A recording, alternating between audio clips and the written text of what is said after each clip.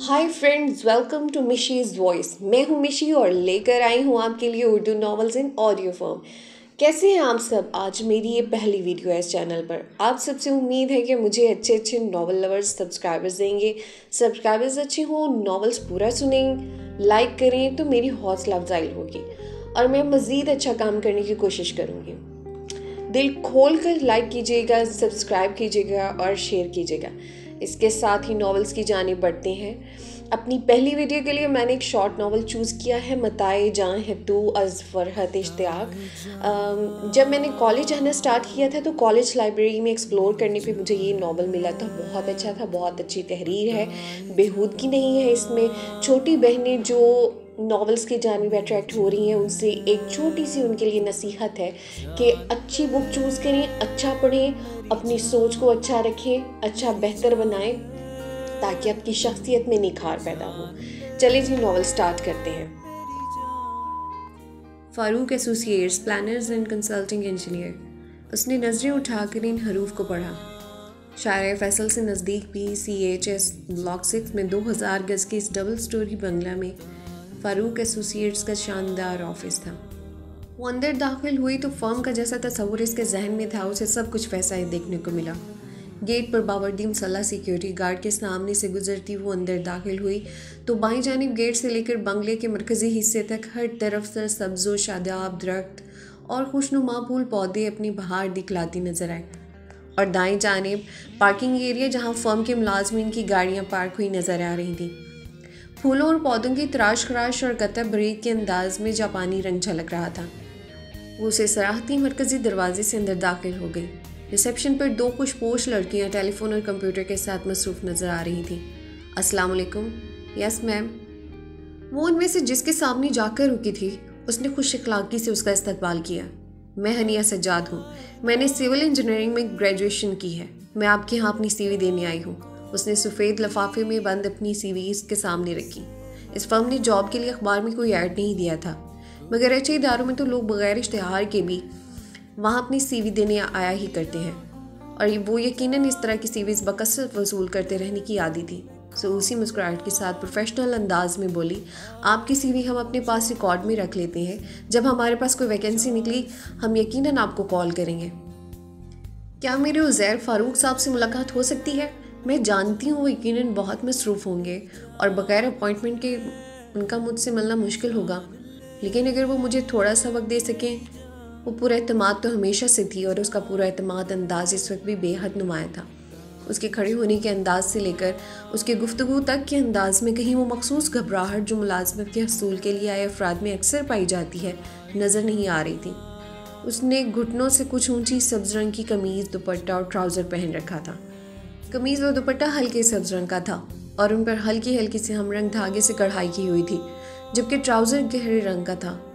उसने स्याह रंग की बहुत छोटी सी हील की सैंडल पहन रखी थी, मगर बगैर ऊंची एड़ी की सैंडल के भी वो सरोकामत थी। उसके बाल शानों से कुछ नीचे आते थे, ऊपर से बिल्कुल सीधे और नीचे आकर कुदरती तौर पर कर्ली से होते हुए, ऐसे जैसे इसने रोलर सेटिंग कर रखी है। वो नज़रअंदाज करने वाली शख्सियत की मालिक नहीं थी। रिसेप्शनिस्ट जो इससे माजत करने वाली थी, अचानक ही उसकी उचटती सी निगाह उसकी CV में उसकी एकेडमिक क्वालिफिकेशन पर पड़ी थी और कोलंबिया यूनिवर्सिटी के अल्फाज पढ़ती ही वो कुछ चौंकी थी। उसके सामने खड़ी लड़की उसके उर्दू तलफ़ुज़ में अंग्रेज़ी लहजा छलकता था, मगर ये कोई चौंकने वाली बात न थी कि यहाँ जॉब करने वाली और जॉब के हसूल के लिए आने वाली मॉडर्न लड़कियाँ इसी अंग्रेज़ी तलफ़ुज़ में उर्दू बोला करती थी, गोया किसी विदेशी ज़ुबान में बात कर रही हूँ। बहरहाल अब मामला मुख्तलिफ था। उसे अपने सामने खड़ी लड़की के पूरे एतमाद अंदाज का सबब भी यकदम ही समझ में आ गया था। मैम आप तशरीफ़ रखिए, मैं सर से बात करती हूँ। उसने सामने कुछ फासले पर रखे सोफ़ों की तरफ इशारा किया। वो सर हिलाती सामने एक सोफ़े पर जाकर बैठ गई और अपने सामने से गुजरते मुख्तलिफ़ कमरों में दाखिल होते, वहाँ से निकलते, सीढ़ियाँ चढ़कर ऊपर जाते और सीढ़ियों से नीचे आते मुख्तलिफ़ अफराद को देखने लगी थी। आप आधा घंटे इंतज़ार कर सकती हैं, सर के पास अभी कुछ क्लाइंट्स आए हुए हैं। रिसेप्शनिस्ट ने कदर बुलंद आवाज़ में उसे मुखातिब किया तो उसने सर इस बात में हिला दिया और सोफ़े के सामने रखी मेज़ पर मौजूद मुख्तलिफ प्रोफेशनल जर्नल्स और मैगजीन्स देखने लगी, जो सबके सब सिविल इंजीनियरिंग से मुतल्लिक थे। वो सॉइल इन्वेस्टिगेशन के हवाले से एक नई तहकीकाती रिपोर्ट पढ़ रही थी जब रिसेप्शनिस्ट ने उसे अपनी फर्म के बानी और CEO उज़ैर फ़ारूक साहब से मिलने की इजाज़त दी। दरवाज़ा खोलकर अंदर दाखिल हुई तो इस एयर कंडीशनड ऑफिस के खामोश और पुरसकून माहौल में उज़ैर फ़ारूक उसे अपनी मेज़ पर बैठी नज़र आए। उन्होंने रीडिंग ग्लासेस लगा रखे थे। उनके सामने मेज़ पर एक ड्राइंग रखी थी जिसका वो गौर मुताला कर रहे थे। दरवाज़ा खुलने की आवाज़ पर उन्होंने सर उठाकर देखा। ग्लासेस आंखों से उतारते उन्होंने उसे अंदर आने और कुर्सी पर बैठने की दावत दी। वो उनकी मेज़ के सामने रखी खूबसूरत दबेज कुर्सियों में से एक पर बैठ गई। उन्होंने अपने सामने रखी ड्राइंग हटाकर उसकी सीवी अपने सामने रख ली। अच्छा, तो उन्होंने इसकी सीवी पर नज़रें दौड़ाईं। सीवी के सबसे ऊपर ही उसने अपना नाम, मुकम्मल पता और ईमेल एड्रेस लिखा हुआ था। सो उन्हें नाम तलाश करने में ना दिक्कत हुई ना वक्त लगा। तो मिस हनिया सज्जाद, कुछ अपने बारे में मुझे बताइए। उनकी उम्र 50 और 55 के दरमियान थी। उन्होंने grey pant, light blue shirt और डार्क ब्लू टाई पहन रखी थी, जबकि उनका कोट पीछे रखे स्टैंड में हैंग हुआ नज़र आ रहा था। उन्होंने अपने बालों को डाई नहीं किया था, इसलिए स्याह बालों के साथ सफ़ेद बालों की भी खासी तादाद मौजूद थी। उनकी शख्सियत के लिए क्या लफ्ज़ मौजूद था? बारूब, बावकार, करिश्माती, मकनातीसी।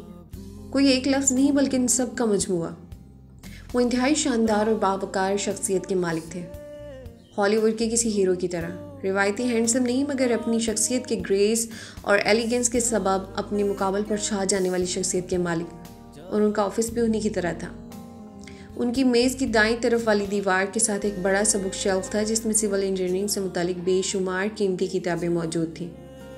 कई तरह के बिल्डिंग कोड्स भी वहाँ रखे नज़र आ रहे थे। उसकी दूसरी जानिब खूबसूरत सोफ़े और मेज़ रखे हुए थे। कमरे की चारों तरफ की दीवारों पर उन मशहूर बिल्डिंग्स और बुर्ज वगैरह की तस्वीर और नक्शे आवीज़ा थे जो इनकी फर्म ने बनाए थे। उनका नए मॉडल का स्लिम और स्टाइलिश कंप्यूटर, कई तरह की जदीद टेलीफोन सेट्स के अलावा कमरे के एक तरफ रखे स्टैंड में बहुत सारी ड्राइंग्स भी रोल हुई रखी नज़र आ रही थी। वो पाकिस्तान की चोटी की चंद मशहूर तरीन फर्म्स, जिन्होंने मुल्क में ही नहीं बल्कि बैरून मुल्क भी अपना नाम बनाया था, उनमें से एक फर्म के CEO के सामने बैठी थी। ये सोच ना उसे नर्वस कर रही थी ना कंफ्यूज। वो बिल्कुल रिलैक्स होकर बैठी थी। उसने सुकून से उनका सवाल सुना, उनकी खुद को जांचती मुकम्मल प्रोफेशनल नज़रों की जानिब हल्का सा मुस्कुरा कर देखा और पुरसुकून लहजे में बोली, सर, आप मेरी CV में देख चुके होंगे कि मैंने कोलंबिया यूनिवर्सिटी SEAS से सिविल इंजीनियरिंग में ग्रेजुएशन की है। और मैंने आपकी CV नहीं देखी मिस हनिया। मैं लोगों को उनकी CVs से नहीं, उनकी हकीकी काबिलियत से परखने पर यकीन रखता हूँ। उन्होंने उसकी बात काट के प्रोफेशनल अंदाज में कहा, मैं हर रोज़ बेशुमार CVs देखता हूँ और इन CVs में लोगों ने अपनी जो जो खुसूसियात और खूबियाँ लिखी होती हैं, उन्हें पढ़कर बेख्तियार जहन में आता है कि इतना काबिल और लायक बासलाहियत बंदे को हायर ना करके हम उसके साथ नहीं बल्कि ख़ुद अपने साथ ज़्यादती करेंगे। मगर जब इनसे मिलो तो मैं किसी भी वर्कशॉप, सेमिनार या कॉन्फ्रेंस में लेक्चर देने जाता हूँ तो तमाम यंग ग्रेजुएट्स से यही कहता हूँ कि CV में वो लिखें जो आप हैं, जो आप बन चुके हैं, वो नहीं जो आप बनना चाहते हैं। वैसे ये बात यूँ ही बरसबिल तस्करा थी, आप अपने बारे में मुझे बता रही थी। अपनी बात मुकम्मल करके वो प्रोफेशनल अंदाज में मुस्कुराए। सर, लेकिन मुझे अगर आपने जॉब ना दी तो वाकई अपने साथ बहुत बड़ी ज़्यादती करेंगे। उन्होंने इसकी इस दर्जा साफ हुई एतमाद पर चौंक कर उसे देखा। वो किस तरह? वो मुबहिम सा मुस्कुराए थे, गोया उसके पूरे एतमाद अंदाज को पसंद कर रहे थे। वो इस तरह, सर, कि मेरी CV मेरे बारे में वो सब मुकम्मल तौर पर नहीं बता पा रही जो मैं हूँ। आपने स्ट्रक्चरल इंजीनियर की जॉब के लिए कोई ऐड नहीं दिया, मगर माशाल्लाह आपकी फ़र्म का इतना नाम है।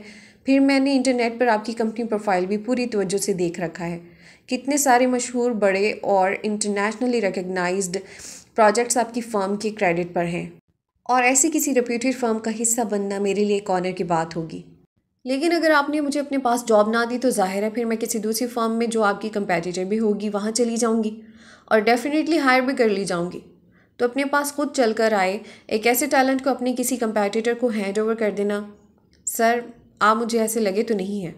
मेरा ख्याल है कि आप इतनी जौहरशनास तो हैं ही कि टैलेंट और काबिलियत को एक नज़र में परख सकें। वो संजीदगी मताने से यूँ बोली गोया किसी यूनिवर्सल ट्रुथ से उन्हें आगाह कर रही हो।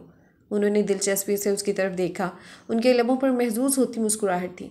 मुझे पता है सर, मेरा ये कहना कि आपको इमॉडेसिटी लग रहा होगा, लेकिन मैं इस बात पर यकीन रखती हूँ कि आदमी को अपनी खूबियाँ और ख़ामियाँ सब पता भी होनी चाहिए और उनका वाज़ेह इज़हार भी करना चाहिए। मैं कम्पिटेंट हूँ, टैलेंटेड हूँ, एम्बिशियस हूँ। सिविल इंजीनियरिंग की सिर्फ डिग्री ही नहीं ली है मैंने, बल्कि सिविल इंजीनियरिंग मेरा पैशन है। I want to build buildings, bridges, houses.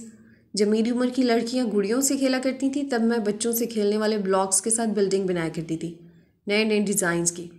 School में आर्ट की टीचर सब्ज़ी बनाने को कहती तो दूसरे बच्चों के बरखिलाफ़ मेरी सब्ज़ी में आसमान, पहाड़, परिंदों, झील से ज़्यादा फोकस मकान और झील पर से गुजरते हुए पुल पर होता था। मकान और पुल की छोटी छोटी डिटेल्स पर भी मैंने पूरी तवज्जो दी हुई थी। कॉम्पिटेंट, टैलेंटेड और एम्बिशियस में मेरी तरफ से कॉन्फिडेंट का भी इजाफा कर लें। वो रिलैक्स अंदाज में कुर्सी से टेक लगा कर बैठ गया। वेल मिस सज्जाद, आपका खुद पर एतमाद मुझे पसंद आया है। वो इस बार ज़रा खुलकर मुस्कुराए थे और उन्होंने खुलकर ही उसे सराहा भी था। अच्छा तो मिस हनिया सज्जाद, मुझ पर यह साबित करके दिखा दीजिए कि आप जैसे टैलेंट को अपनी किसी कंपेटिटर के हवाले कर देने से मेरा कितना बड़ा नुकसान हो जाएगा। वो बोलते हुए अपनी कुर्सी से उठे, पीछे स्टैंड में से चंद ड्राइंग्स निकाली, वापस मुड़े, अपनी मेज़ पर आए, इन ड्राइंग्स को उसके सामने रखा और दोबारा अपनी कुर्सी पर बैठ गए। ये एक रिहायशी बिल्डिंग है जो कराची में बनेगी, उसकी ड्राइंग्स हैं, ज़रा इन पर अपने कमेंट्स दीजिए। वो एक कसीरुल मंजिला रिहायशी बिल्डिंग की स्ट्रक्चरल ड्राइंग्स थीं। इसने इन्हें मुकम्मल तवज्जो और संजीदगी से देखना शुरू किया। ये किसने डिज़ाइन की है? चंद मिनटों बाद उसने सर उठाए बगैर जैसे खुद से कहा। उसने अहमक का लफ्ज़ गालिबन सेंसर कर दिया था, मगर उसके बोलने का अंदाज जाहिर कर रहा था कि वो पूछना ये चाहती थी कि ये बिल्डिंग किस अहमक ने डिज़ाइन की है। उसने सर उठाकर उज़ैर फ़ारूक को देखा। आई एम सॉरी टू से सर, लेकिन इस डिज़ाइन में बेशुमार ख़राबियाँ हैं। सबसे पहले तो इसमें सेज़मिक फैक्टर को मद्देनज़र रखा ही नहीं गया है। मैंने पाकिस्तान का रिस्क जोन मैप देख रखा है। मैं जानती हूँ कराची सेज़मिक जोन में आता है। यहाँ ज़लज़ले के ख़तरात मौजूद हैं। अर्थक्वेक जोन में जो शहर आता वहाँ इस तरह के स्ट्रक्चर डिज़ाइन करना, और वो भी एक हाई राइज रेजिडेंशियल बिल्डिंग जहाँ कई सौ अफराद रहेंगे। हम कई सौ अफराद की ज़िंदगियों को सिर्फ इसलिए दाव पर नहीं लगा सकते कि इस तरह हमारी लागत कम आएगी। लोगों की ज़िंदगियाँ ज़्यादा अहम है या हमारी कॉस्ट। उसके अलावा भी डिज़ाइन में टेक्निकली कई खामियां हैं सर। मेरी साफ कोई का बुरा मत मानिएगा सर, मगर ये किसी इंतहाई डफर आदमी ने डिज़ाइन की है। वो जवाबन यूँ मुस्कुराए जैसे उससे इसी जवाब की उम्मीद लगाए बैठे थे। उन्होंने इसकी तायद तरतीब के बगैर वो ड्राइंग्स उसके सामने से हटाकर मेज़ पर कदरे दूर खिसका दी। अब वो इंटरकॉम पर अपने पीए और या सेक्रेटरी से मुखातिब थे। शौकत 2 कप चाय। बोलते बोलते उन्हें जैसे ध्यान आया तो रिसीवर कान से लगाए लगाए उससे पूछा, आप क्या लेंगी मिस हनिया, चाय, कॉफ़ी या कोल्ड ड्रिंक? Cold drink. उसने बिला तकल्लुफ़ उन्हें अपनी पसंद बताई। वो उसकी बिला तकल्लुफ़ गुफ्तगू को इंजॉय कर रहे थे। यह उनके चेहरे पर फैली मध्यम सी मुस्कुराहट बता रही थी। एक डाइट कोक और एक चाय। इंटरकॉम से फारिग होकर वो फिर इसकी जानिब मुतवज्जो हुए। तो मिस हनिया सज्जाद, आप मुझे अपने बारे में बता रही थी। आपने कोलंबिया यूनिवर्सिटी से सिविल इंजीनियरिंग में डिग्री ली है। आपने ग्रेजुएशन कब की? इससे पहले कहीं और जॉब की, अमेरिका पढ़ने के लिए गई थी या? उसने उनकी बात काट कर खुद अपने बारे में बताना शुरू कर दिया। सर, मैं अमेरिका में ही पैदा हुई थी और हमेशा वहीं रही हूँ, और मेरी पूरी फैमिली भी वहीं सेटल्ड है।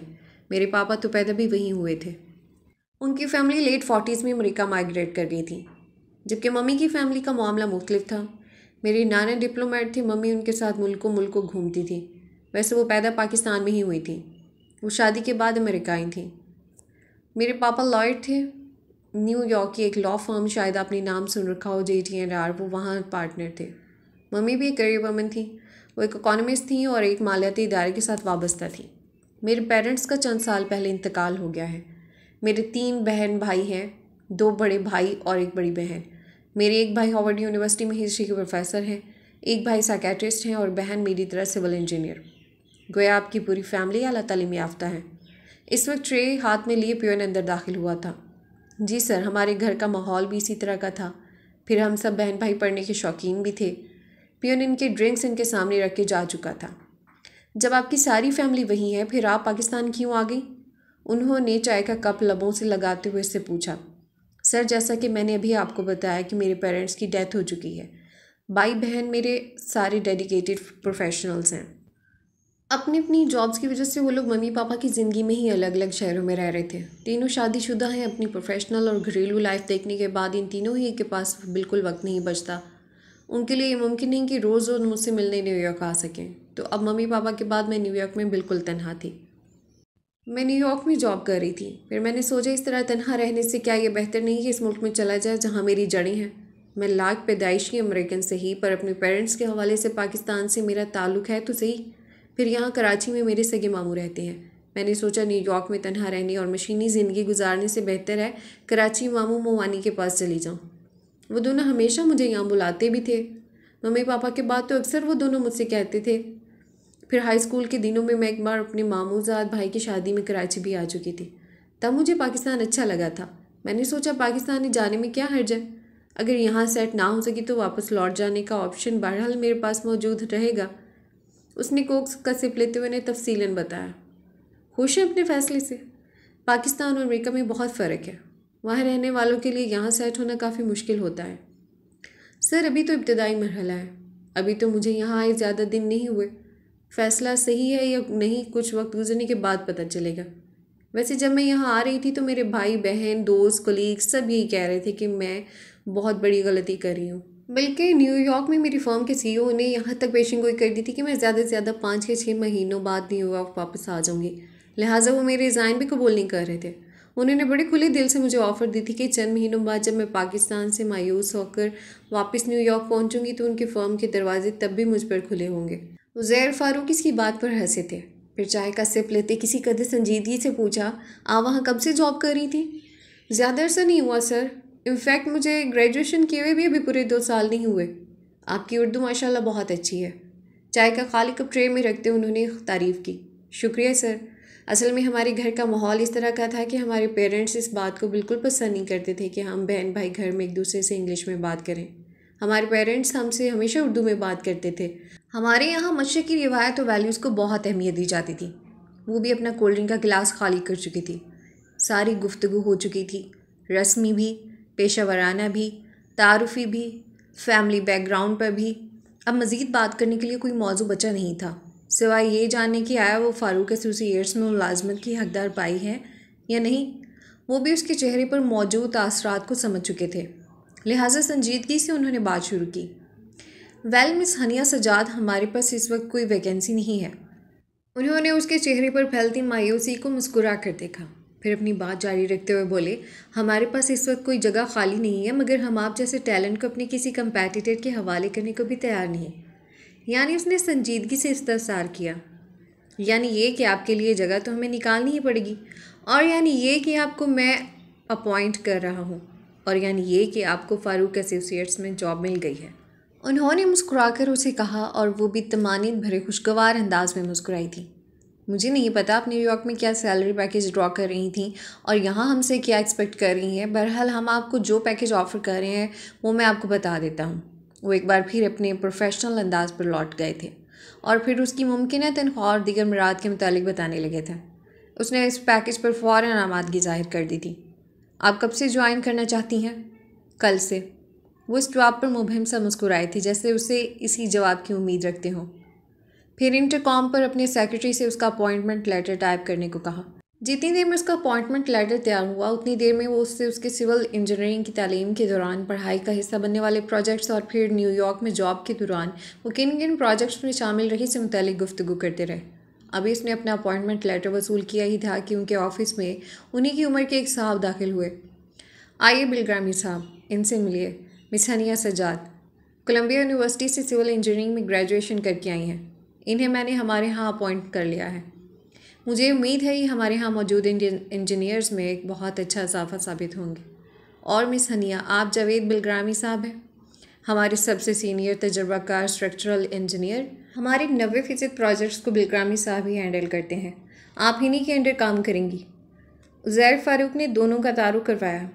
बिलग्रामी साहब लिबास और चाल ढाल में उज़ैर फ़ारूक जैसे ही थे, मगर उनके चेहरे पर सख्ती नुमाया थी। उन्होंने रस्मी से अंदाज में सर हिलाकर उसे खुश आमदीद कहा। आपसे मिलकर खुशी हुई मिस हनिया। वो उसे एक रवायती बॉस के तस्वुर पर पूरा उतरते दिखाई दे रहे थे। अब बॉस चाहे जितना भी टेढ़ा होता, वो बॉस के भी बॉस को मुतासिर करने में कामयाब हो गई थी। लिहाजा फ़िक्र किस बात की थी। एक कामयाब इंटरव्यू और जॉब के असूल में कामयाबी के बाद मुतमईन और आसूदा सी गाड़ी में आकर बैठ गई। वो आज अपने मामू फ़याज़ अहमद के ड्राइवर के साथ आई थी। चूँकि अभी उसे कराची के रास्ते वगैरह अच्छी तरह पर नहीं हुए थे, इसलिए फ़िलहाल हर जगह ड्राइवर के साथ आना जाना मजबूरी थी, वगरना वो अपने तमाम काम खुद करने की आदी थी। जिस मुल्क की वासी थी, जहाँ से आई थी, वहाँ अपने ज़ाती कामों के लिए दूसरों पर डिपेंड करने का कोई रिवाज नहीं था। अभी उसे न्यूयॉर्क से कराची आए महज 20 दिन ही तो हुए थे, जिसका इरादा था कि वो यहाँ के रास्तों और ट्रैफिक के तौर तरीक़ों से जल्द अज जल्द वाक़फियत हासिल करके अपनी ज़ाती गाड़ी ख़रीद लेगी। ताकि हर जगह खुद आ जा सके और अपने तमाम काम खुद सर अंजाम दे सके। वो घर पहुंची तो इसकी मुमानी शमसा लाउंज में अकेली बैठी थी। अस्सलाम वालेकुम मुमानी, मामू कहाँ है? वालेकुम अस्सलाम बेटा, अभी निकले हैं यावर साहब की तरफ। घर में अकेला बैठा बंदा आजिज़ भी तो आ जाता है। उसके मामू मुमानी ने अपने बच्चों के बेहतर मुस्तकबिल की खातिर बहुत कुर्बानियाँ दी थीं। पूरी ज़िंदगी उन्होंने बच्चों की खातिर एक दूसरे से दूर तन्हा ज़िंदगी गुजार दी। मामू सऊदी अरब एयरलाइन में जॉब की वजह से जद्दा में और मुमानी बच्चों की तालीम की वजह से कराची में। बच्चे पढ़ लिख कर किसी काबिल हुए तो कोई जहां तस्खीर करने अमेरिका रवाना हो गया तो कोई कनाडा। रह गए तन्हा बूढ़े माँ बाप। मामू रिटायर्ड। उसने खुशी खुशी शमसा को अपनी जॉब के हसूल में कामयाबी की खबर सुनाई। वो भी ये सुनकर बहुत खुश हुई थी। और इसी खुशी में मैं भी चाय ले आई हूँ। किस किस ने चाय पीनी है ज़रा हाथ खड़ा करें कमेंट बॉक्स में। अच्छा जी, अगले रोज़ इसका ऑफिस में पहला और तारुफी दिन था। वो बिलग्रामी साहब से जाकर मिली थी। उन्होंने उसे अपने हॉल का वर्किंग एनवायरनमेंट मुख्तसरन बताया। इसे इसके चंद कुलीग से मुतारिफ़ करवाया। उसके बाद उसके केबिन में भिजवा दिया। वहाँ लड़कियाँ और ख़वातीन कम और मर्द ज़्यादा थे। इसकी तरह की इंजीनियर लड़कियाँ जो भी यंग और फ्रेश ग्रेजुएट्स के ज़ुमरे में आती थीं सिर्फ 2 थीं, शीरीन मिनहाज और जवेरिया अबसार, जबकि सीनियर स्ट्रक्चरल इंजीनियर्स में एक खातून शामिल थी। बुनियादी तौर पर यह कंसल्टिंग फर्म सिविल इंजीनियरिंग से मुतालिक थी, मगर यहाँ आर्किटेक्ट्स और प्लानर्स भी काफ़ी थे। नीचे उज़ैर फ़ारूक के साथ दीगर सीनियर इंजीनियर्स, आर्किटेक्ट के दफातर, अकाउंट्स का शोबा वगैरह थे, जबकि ऊपर ड्राइंग सेक्शन और जूनियर इंजीनियर्स आर्किटेक्ट्स के केबिन्स मौजूद थे। लाइब्रेरी भी ऊपर ही थी, मीटिंग रूम भी ऊपर ही था। ड्राइंग सेक्शन ऊपर होने की वजह से तमाम ड्राफ्ट्समैन भी तमाम वक्तों पर ही मौजूद हुआ करते थे। ड्राइंग सेक्शन 2 बड़े हॉल नुमा कमरों पर मुश्तमिल था। एक हॉल में यहाँ से वहाँ तक हर तरफ कंप्यूटर के कंप्यूटर थे। उन पर ड्राफ्ट्समैन पूरी महारत से ड्राइंग्स बनाने में मसरूफ़ मगन, जबकि दूसरे हॉल में ड्राइंग बोर्ड्स लगे हुए थे। वहाँ भी ड्राफ्ट्समैन, इंजीनियर्स, आर्किटेक्ट मसरूफ़ ही नज़र आते थे। यहाँ ड्राइंग का बेशतर काम कंप्यूटर के ज़रिए किए जाने के बावजूद अभी मैनुअल ड्राइंग की अहमियत मुकम्मल तौर पर ख़त्म नहीं हुई थी। बेसमेंट में रिकॉर्ड रूम वगैरह भी थी। पहले दिन दोस्ती का तो सवाल ही नहीं था। वो इस पूरे दिन ऑफिस के माहौल को समझने और तमाम कलीग्स के नामों को याद रखने में मसरूफ़ रही। आपने पीईसी में रजिस्ट्रेशन करवा ली? बिलग्रामी साहब ने अपने ऑफिस में बुलाकर चंद ड्राइंग्स मुताले के लिए इसके सपुर्द करने के बाद उसे दरियाफ्त किया। बिलग्रामी साहब के पूछने से पहले ही उसे इस चीज़ का ध्यान था। जाहिर है पाकिस्तान में बतौर सिविल इंजीनियर काम करने के लिए उसे पाकिस्तानी इंजीनियरिंग काउंसिल में ख़ुद को रजिस्टर्ड करवाना था। वहाँ से रजिस्ट्रेशन मिल जाती तभी वो पाकिस्तान में एक प्रोफेशनल इंजीनियर के तौर पर काम और कोई प्रोजेक्ट करने की कानूनी तौर पर मजाज होती। वो इस मामले में पूरी तरह मुस्तैद थी। उसने कल यहाँ से मुलाजमत के हसूल में कामयाबी के बाद रात ही पीईसी से रजिस्ट्रेशन के लिए वहाँ का फॉर्म इंटरनेट से डाउनलोड कर लिया था। वो इसे फिल भी कर चुकी थी। इसका इरादा था कि तमाम तरकार दस्तावेज़ात मुंसलिक करने के बाद वो इसे कल ही पीईसी में जमा करवा देगी। बिलग्रामी साहब के बारे में इसका इब्तदाई अंदाज़ा दुरुस्त था। वो वाकई एक टिपिकल बॉस थे।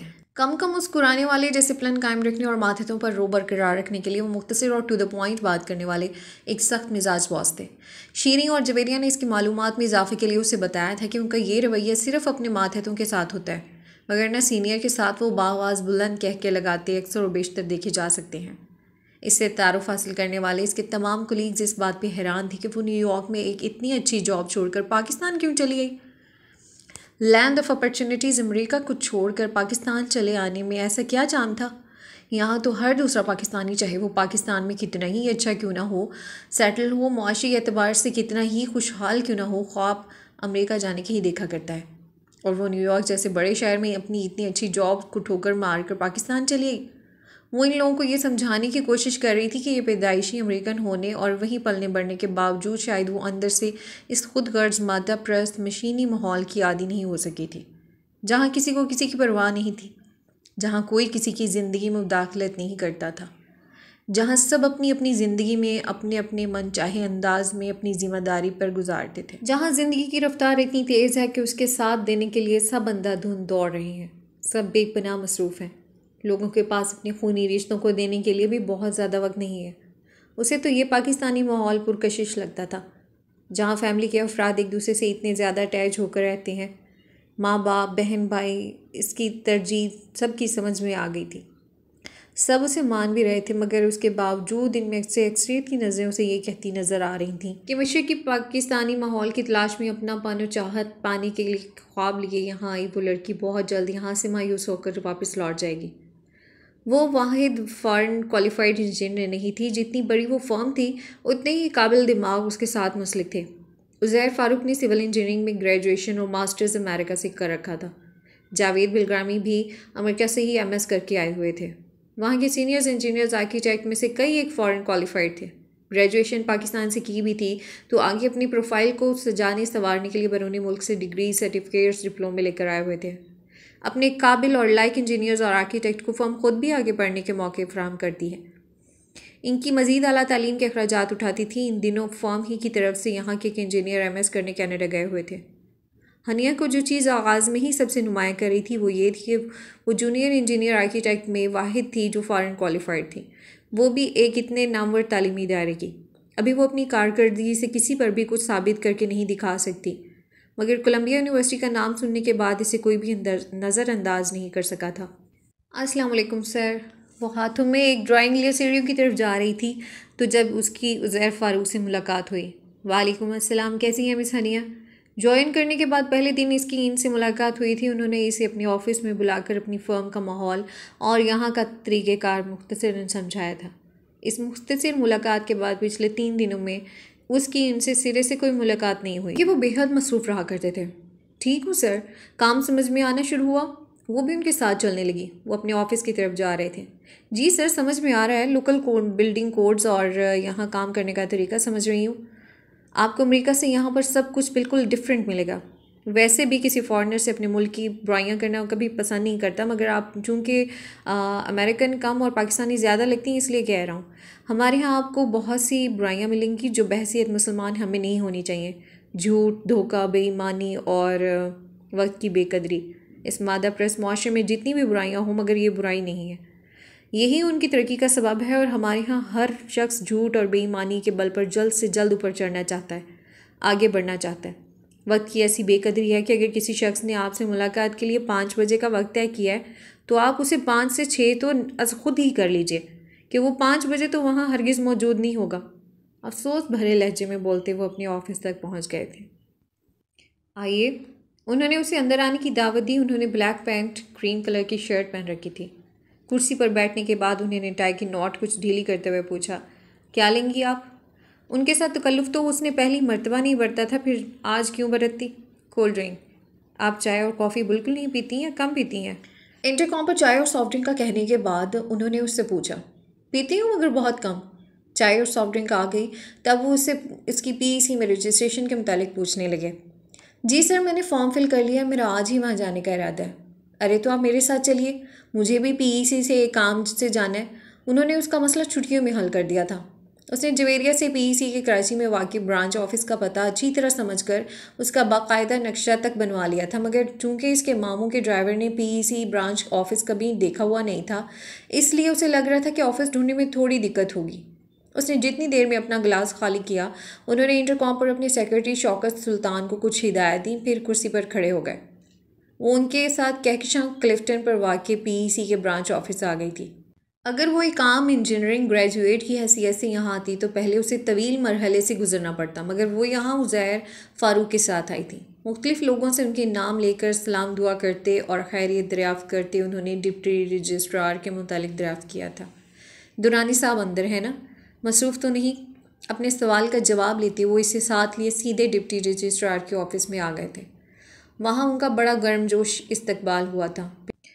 फिर चाय पीते हुए इन दोनों के दरमियान पीईसी हेड ऑफिस इस्लामाबाद में पीईसी के इलेक्शंस पर तबादला ख्याल होता रहा। चाय के बाद दुरानी साहब ने इसकी असनाद देखी और फिर वहीं बैठे बैठे ही दीगर तमाम फॉर्मेलिटीज़ भी हो गई। पीईसी के साथ इसकी रजिस्ट्रेशन के लिए फ़ीस मुतल्लिका बैंक में उसके जाए बगैर ही भरवा दी गई। उसके हाथ में फ़ीस जमा कराने की तस्दीक के लिए बैंक वाउचर का एक हिस्सा आ गया तो दुरानी साहब ने उसे बताया कि अंदाज़न 1 महीने के अंदर अंदर उसे रजिस्ट्रेशन कार्ड और सर्टिफिकेट मिल जाएंगे। उज़ैर फ़ारूक अपने जिस काम से पीईसी आए थे वो भी हो गया था। उसके बाद मज़ीद कुछ देर और दुरानी साहब के साथ गुफ्तगू हुई थी जिसमें वो भी शामिल हो गई थी। वह वापस जाती भी तो ऑफिस पहुंचने के कुछ ही देर बाद छुट्टी का टाइम हो जाना था। चुनांचे उज़ैर फ़ारूक ने उसे उसके घर ड्रॉप कर दिया था। उसने उन्हें अंदर आने के लिए बहुत कहा, मगर वो फिर भी आने का कहकर चले गए थे।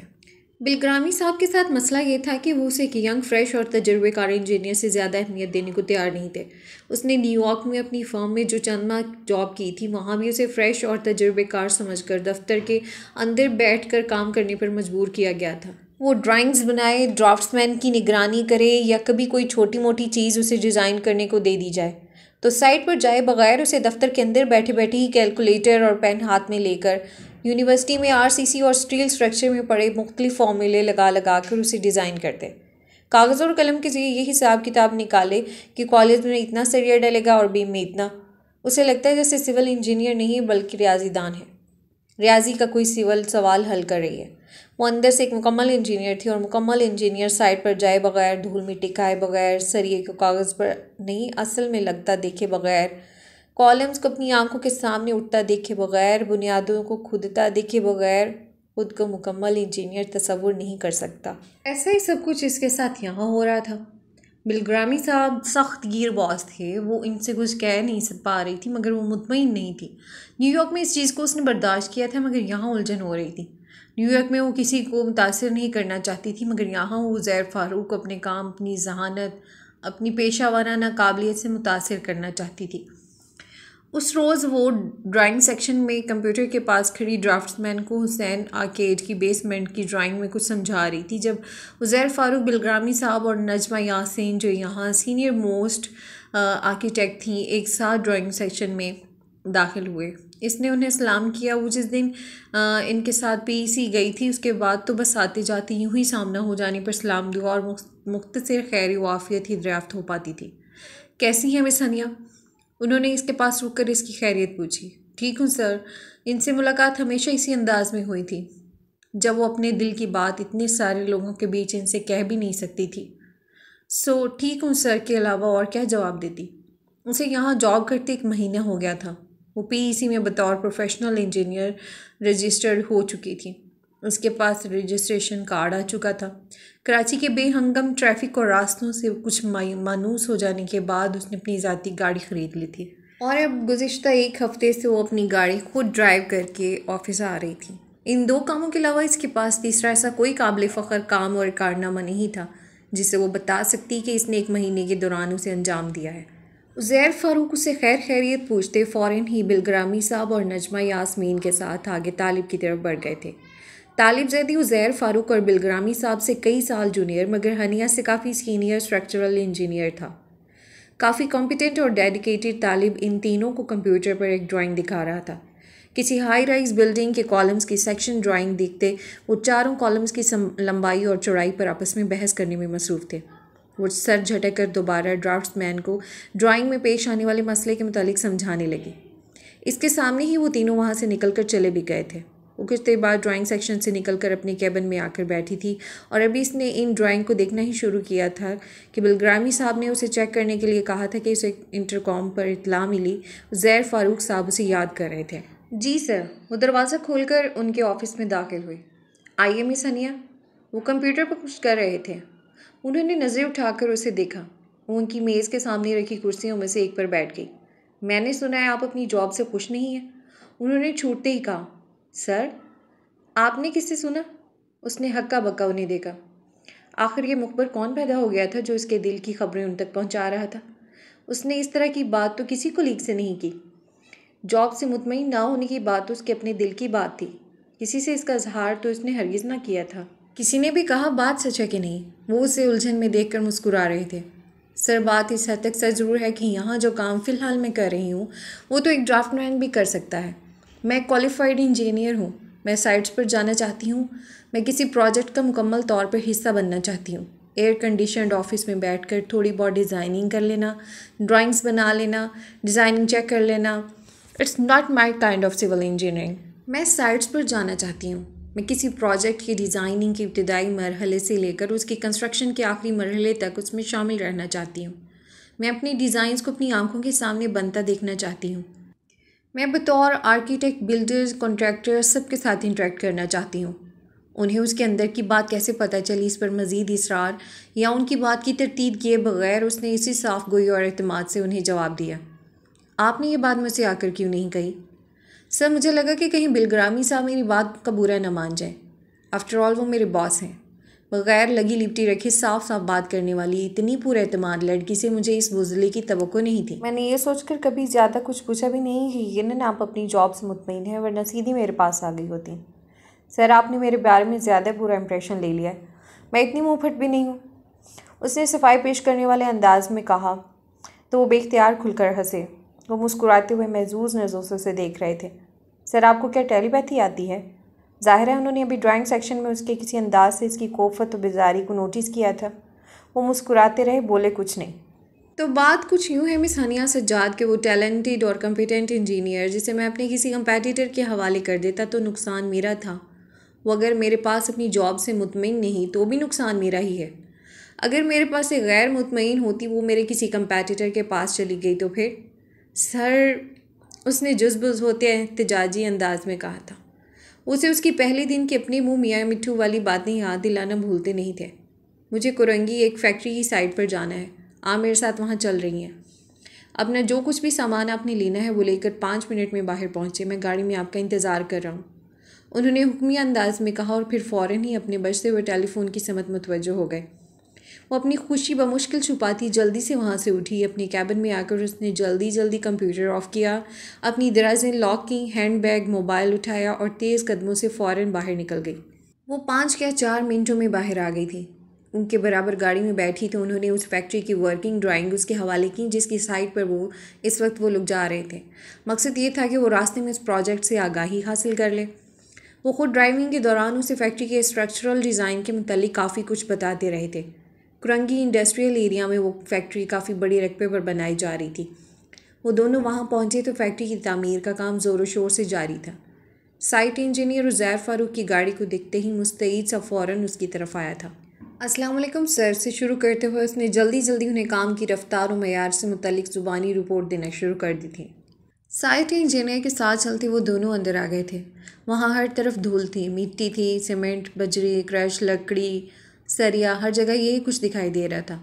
मज़दूर सब अपने अपने कामों में मसरूफ़ थे, जबकि उज़ैर फ़ारूक को देखकर ठेकेदार भी वहीं आ गया था। इन लोगों को हनिया से मुतारिफ़ करवाते उज़ैर फ़ारूक आगे बढ़े।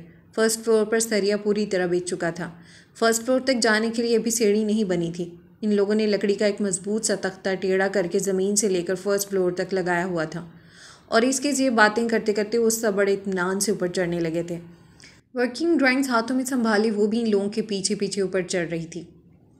बीम्स का स्टील चेक कीजिए, उज़ैर फ़ारूक ने इससे कहा और फिर दोबारा साइट इंजीनियर और ठेकेदार के साथ गुफ्तगू में मसरूफ़ हो गए।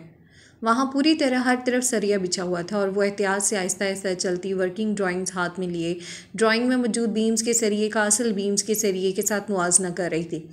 यूँ आहिस्ता आहिस्ता एहतियात से चलना, ख़ुद को किसी चीज़ से ठोकर लगने से बचाना, कहीं सरिया या कोई और चीज़ चुभ न जाए, इस बात का ध्यान रखना और साथ साथ ड्राइंग हाथ में लिए काम के मयार का जायज़ा लेना, ये सब कुछ बहुत नया और बहुत मुख्तलिफ तजुर्बा था। उसे उसका काम सौंप कर उज़ैर फ़ारूक साइट इंजीनियर के साथ मसरूफ़ थे, जो उन्हें कंस्ट्रक्शन के दौरान पेश आने वाली मुख्तलिफ मुश्किलात और परेशानियों से आगाह कर रहे थे और वो उसे हल भी करते जा रहे थे।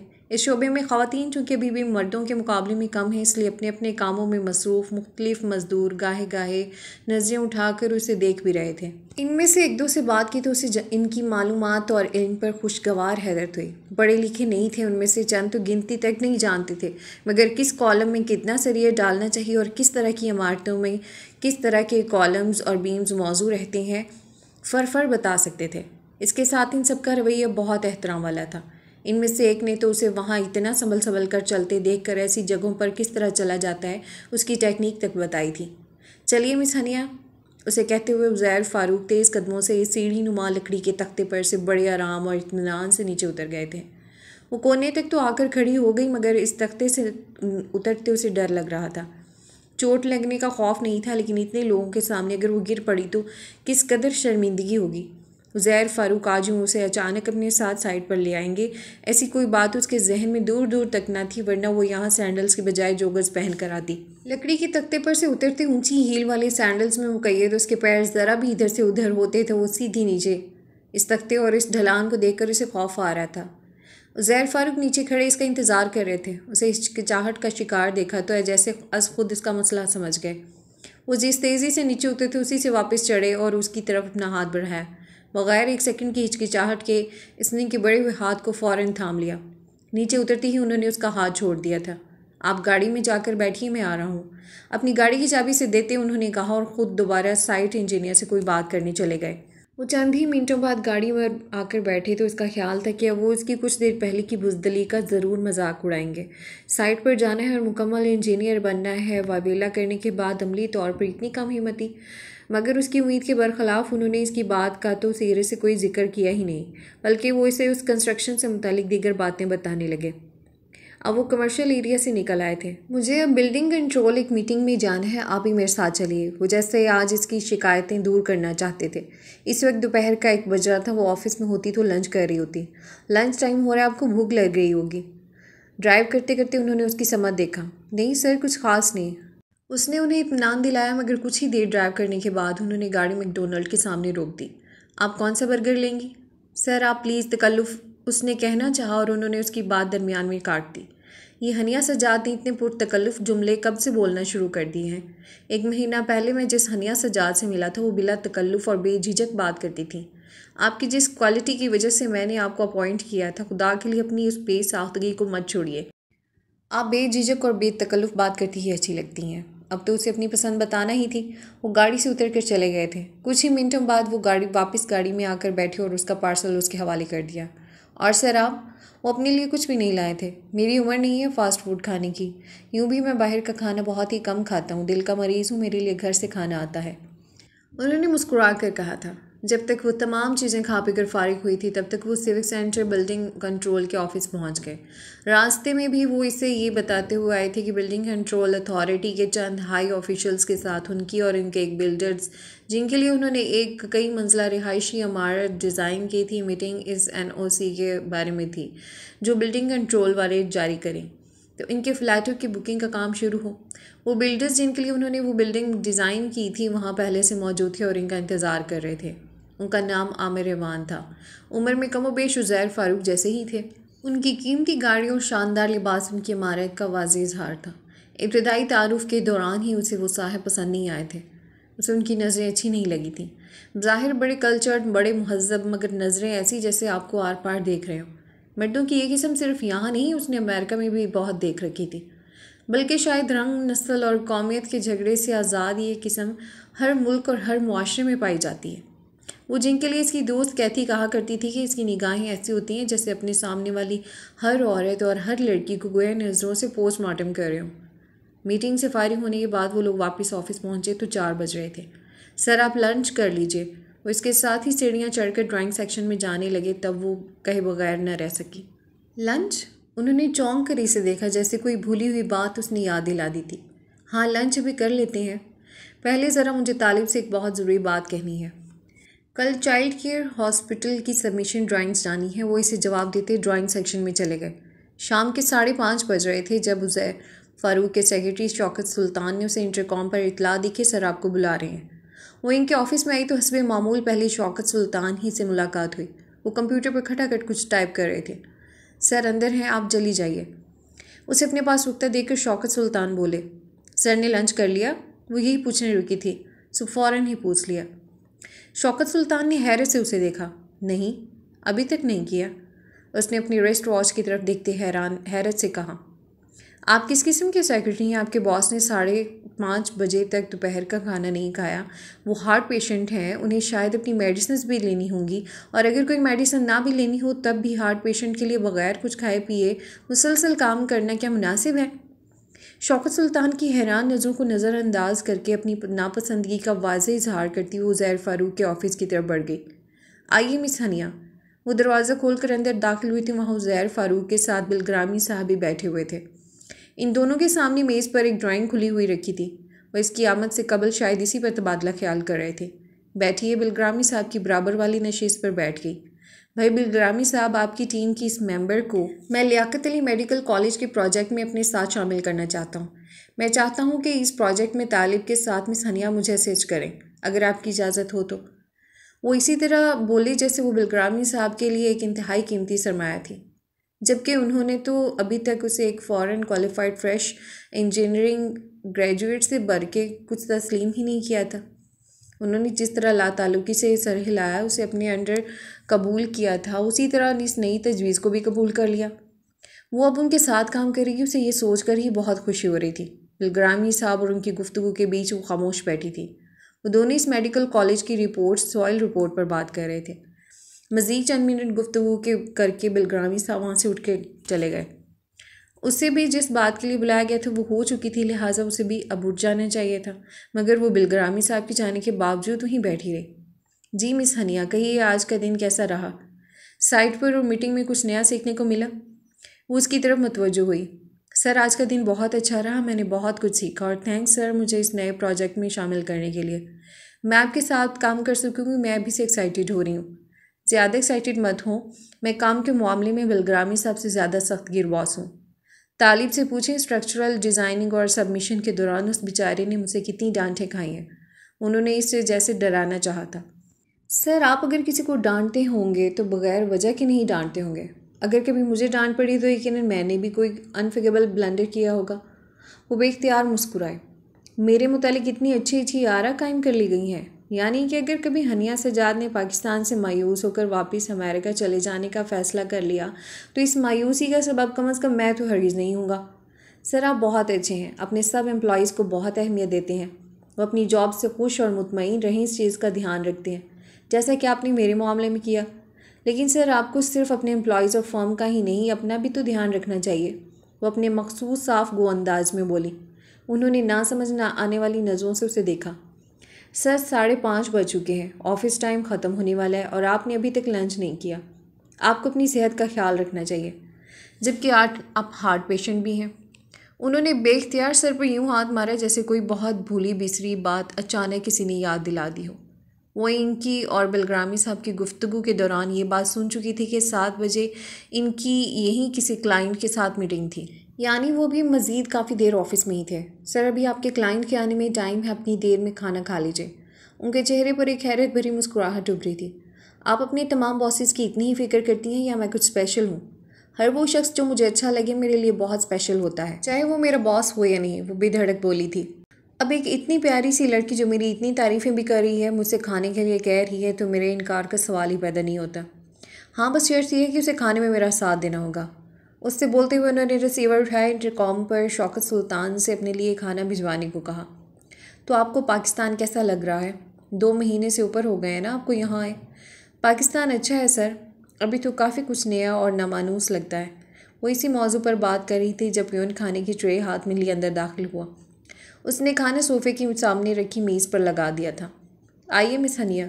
हाथ धोने के लिए वॉशरूम की तरफ जाते उन्होंने इसे मेज़ पर आने की दावत दी। मेज़ पर चिकन पुलाव, मिक्स्ड सब्जियां, चपातियां और सलाद मौजूद थी। वो इसके सामने वाले सोफ़े पर आकर बैठ गए थे। वो दोपहर को लंच कर चुकी थी, मगर उनका साथ देने के ख्याल से अपनी प्लेट में थोड़ी सी मिक्स्ड सब्जियां और चावल डाल रही थी। वो अपनी प्लेट में सलाद डाल रहे थे। उसके चावल डालने के अंदाज पर वो हाथ रोकर दिलचस्पी से उसे देखने लगे। वो चिकन की बोटियां हटा हटा कर सिर्फ चावल अपनी प्लेट में डाल रही थी। वेजिटेरियन है? उसने इस बात में सर हिलाया। उन्होंने सिर्फ सलाद अपनी प्लेट में डाली थी और वो भी सिर्फ सलाद खा रहे थे। मैं खाने में ज़्यादा सलाद खाता हूँ और बाकी चीज़ें कम। मुझे पता है सर। बेख्याली में बगैर सोचे समझे उसके मुंह से निकला।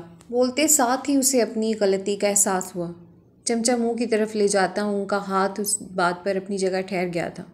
उन्होंने बेतहाशा हैरत से उसे देखा था। मेरा मतलब है सर, आप बाहर का खाना नहीं खाते, परहेज़ करते हैं, एहतियात करते हैं, तो यकीनन कंप्लीट और हेल्दी डाइट लेने के लिए सलाद और फ्रूट ज़्यादा लेते होंगे और खाना कम खाते होंगे। उसने जल्दी से अपनी बात की वजाहत दी थी। उन्होंने सर इस बात में हिलाकर गोया इस बात की तायीद कर दी थी। सर, खाना बहुत मज़े का है, आपकी मिसेज़ ने बनाया है। उसने अपनी प्लेट में मज़ीद सब्जियां डालते हुए मौजू बदला। नहीं, पहले मेरी मिसेज़ ही मेरे लिए खाना बनाकर भेजा करती थी, मगर अब उनकी सेहत कुछ ठीक नहीं रहती तो उनकी ज़ेरे निगरानी और ज़ेरे हिदायत हमारा खुद खाना तैयार करके भेजता है। मैं आपको अपने लिए अपने साथ चाय या कॉफ़ी पीने के लिए रुकने को कहता, लेकिन ऑफिस टाइम काफ़ी देर हुई, ख़त्म हो चुका।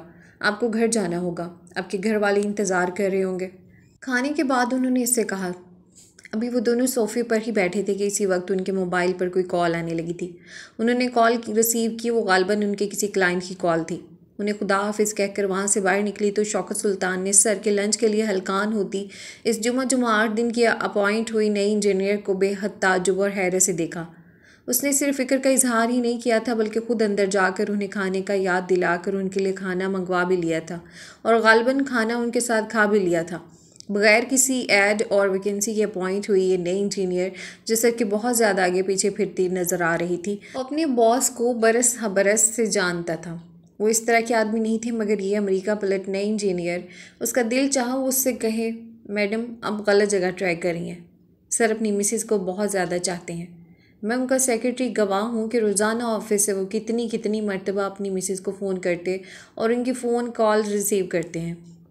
आजकल की ज़रा ज़्यादा पढ़ी लिखी लड़कियों में ये नया ट्रेंड चल पड़ा था। इन्हें अपने से दुगनी उम्र के मर्दों में बेपनाह कशिश महसूस होती है। खैर मुझे क्या है। शौकत सुल्तान ने सर झटक कर अपने आज के कामों को जल्दी वाइंड अप करना शुरू कर दिया।